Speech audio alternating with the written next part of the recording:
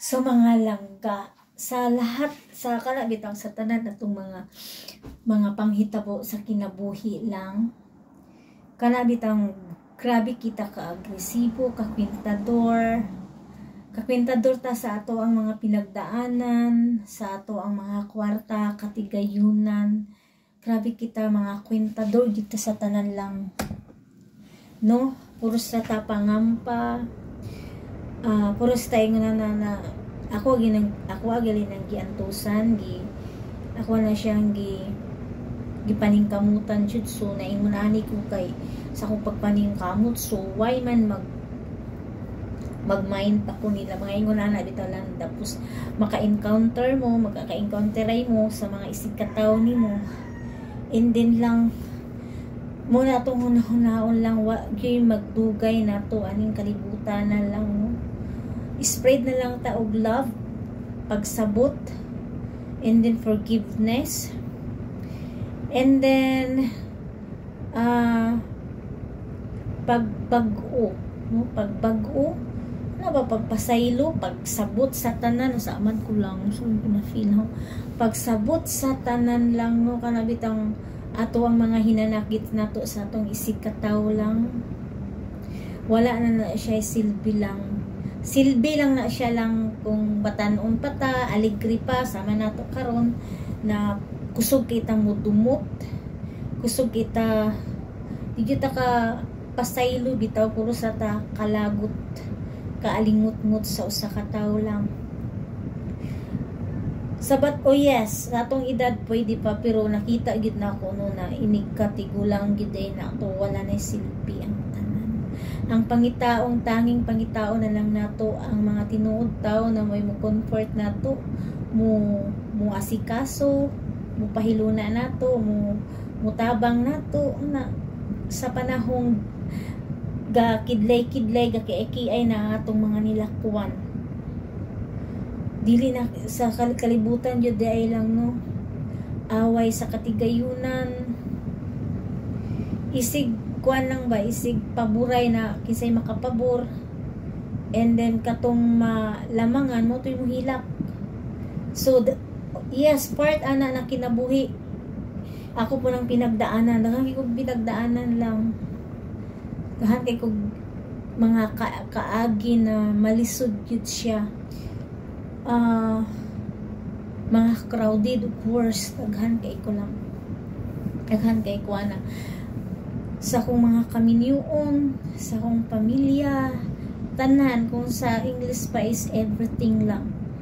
So mahimo na po kung kalabitang laban ta, ang ending ana bitaw lang, mahimo na tang magmukha na tang walang pinag-aralan. Yes, kakuan ko ana lang, nakasulay ko sa akong kinabuhi ana lang. Hindi lang matagamtaman ng jud mo ng mga kapasayloan bitaw lang, kanabitang forgiveness sa imong isig katawo lang, kanabitang pagsabot, kanabitang paghatag forgiveness, paghatag nimo pagpasaylo, pag-okay sa tanan na walang halong kaplastikan, imo ra gina siyang mabatunan lang kung kita na-align, kanabitang naka-encounter ta sa Ginoo, natay relasyon sa Ginoo, kanabitang nailag yun ako ang Ginoo, diha jud ko niya na-align, ako ang kinabuhi niya, package naman yun na siya lang na madama nimo tama o mali, makahibalo na ka unsaon pag-control, ma-feel lang na nimo lang. Muna gali kung maka-encounter ka sa Ginoo lang, mapilang gida nimo lang na mga pagsabot o pagpailog. Pero kung layo-layo ka sa Ginoo, tao ra manggud ta, so ato mabudhion manggud ta, magidumtanon, manglamangay, kanang tawhanon gid ta siya, tawhanon gid ta lang na nagyud tay mga batasan na mga batik, no? Wala exempted ana, pero lahi ra jud ang kalahian kung na-align kita sa Ginoo, kung nakailag kita sa Ginoo, kana bitaw kay ang tanan mga mali ana imo manggunang suklan. So suklan nimo na pinaagi sa pagpasaylo, pagmaayo, muna, giingon na useless lang kung ang imo ang mga words na pang Ginoo hanggang words lang, pero wala na apply sa imo ang kinabuhi. Ana bitaw. So Ginoo ra gyud to change no everything na unsa ka kamabudhion kanang magidumtanon. Kana bitaw mga ingon na ana usa ka kahakog. Ma-change ra gyud na kung dili ka warag bata ba, pero kung ang imo ang pagpangalagad sa Ginoo, wala kag bata mo adto ra kag kakuan mo lang 2 years old na bata walay buot. Ano bitaw? Walay buot. So di gyud na siya makatun, kay wala siya buot, magandagan na siya sa simbahan. Nabisag sulti di kasabot kay ganong bata pa man iyang utok, iyang pamuna-huna, no? Mao pa man IQ niya. So nakita og musimba ta dili ta magpakaway buot. Ang ano unsa rin ang warag wala kay buot lang, simba lang ka dito mulingkod, manglaghab, katulgon, magparok-parok, magpaabot og kano sa oras ka na mahuman. And then wala kay makatunan inigawas nimo sa simbahan, wala inaana ra ka kay ngano wala man nimo na sinati ang Ginoo. Ana wala lang maura gihapon ka, no? Kay wa man kay buot, kay wala man nimo gikinabuhi. Unsaon man ikinabuhi nimo ang Ginoo. So sayod ra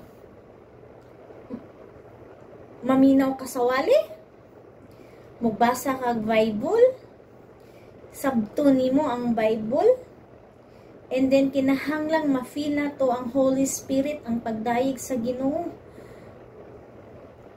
Kay kana tanan na gipreaching sa mga leader sa simbahan like mga pastor is dili na ingon og kini akong iwali karon, mao ni akong iwali, kun dili mao na siya gigiyahan na siya sa Ginoo, no? Gigayahan na siya na mao na itudlo, mao na i-preach nila.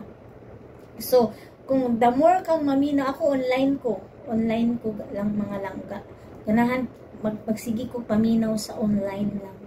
So kay daghan tag makatunan na makuha gid ba na mo nay kalan-on sa ato ang kalag Bible, kalan-on sa ato kalag, diha ta daghan tag mahibalaan, no? Mahibalaan. And then maura man siguro ko na no kay ora taas-taas na. So ato yung ma-apply yun na to langga ang forgiveness, ang pagpasaylo. Kaya kung wala kay pagpasaylo, kana bitong tanan nimong mga kayubo sa imong isig ka tao, di na mawala, hantod na lang matigulang ka, hantod na lang mamatay ka. Imperno lang ga is not joke, tinuod yun na lang. Langit ug imperno gid atuang adtuan kung kita pwede na mabawian na tas itong kinapulang pagkasubra sa kainit sa imperno lang. Kung miingon ka lang na diri gikapoy ka, pero mas kapoy gid lang mo nang pang ato yung atimanon, atong kalag lang, ato ang kalag, ato ang soul na paningkamutan nato na didto kita paingon sa langit, ayaw gid anang imperno lang. Muna na siya last nato na destination. Diri lang sa kalibutan is temporary rata lang. Ang last destination, final destination to jud. Pag mamatay na ta ng espiritu asa butang, no? Temporary na ta, wala na tagbisita diri sa kalibutan lang. So why ba man good pag-awayan ng mga karon pa ko wala lang ko kay realize lang karon pa jud ako na realize tanan na dili ko makig-away about sa atigay mo. So karon bitaw lang na aning si manaha lang. Grabe kay ko lang. Oy kay may maho ko. Naninda ko. So nangumpra na ko siya tanan. Kumpra na ko tanan. Wala saging. Daghan kay kog ka ng mga local fruits sa ako ang tindahan. Hingkalit lang dyan ko kadismaya. Kakapoy na para bang nawatan. Naka-realize ko na dili sa mo diskanso sa tiyog ko, no? Diskanso ko kay wala ko, but lang, gusto lang na ako ibaligya tanan ako ang sa akong mga kauban, ako ang baligya. It's this naa da gyud siya purpose, no, na siya purpose na naa gyud ay purpose si Yaya na syempre mo drive ana ma-check up si Yaya, no, kay muna giingon ba na tanan day natong panghitabo is na ay purpose ang Ginoo, na ay reason ang Ginoo, no. Usay makaanak ko sayang nga wala na ko ibaligyan yan, baligyan na nako tanan sa kong mga kauban, ipapaulian na lang nako. Pero karon naliwanagan ko Yaya day sagot ngan